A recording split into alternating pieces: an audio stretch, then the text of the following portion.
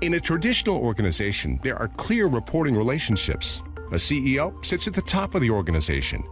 Vice presidents head up various business units and functions.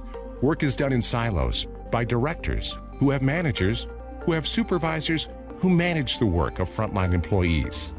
Work relationships and reporting structures are clearly defined. It's clean, it's clear, it's status quo.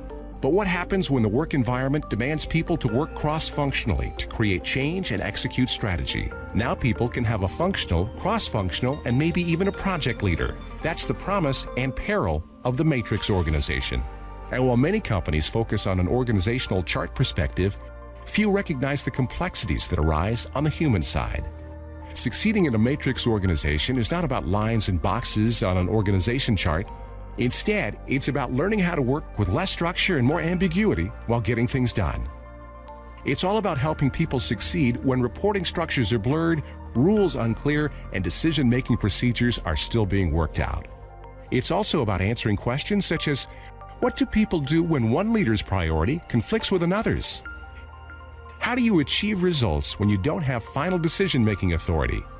And how do you help others work effectively with people outside their immediate work group?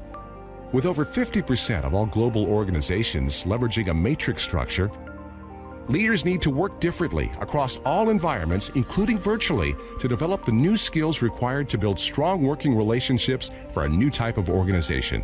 To succeed in a matrix, leaders need 5 essential skills. 1. Building trust. Healthy, productive, and growing relationships need a common language and approach that creates a trust-filled work environment.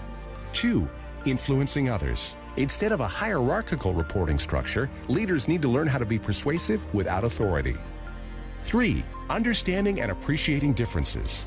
Adopting new and nuanced ways of interacting with others more effectively.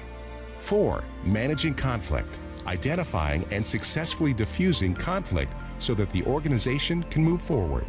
5. Having constructive conversations. Engaging in tactful and effective dialogue when there are differences of opinion and emotions are running high.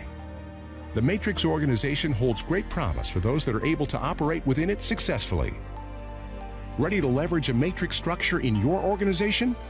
The Blanchard approach to succeeding in a matrix helps leaders to inspire others to higher levels of performance in today's complex, ambiguous, and fast-moving work environment.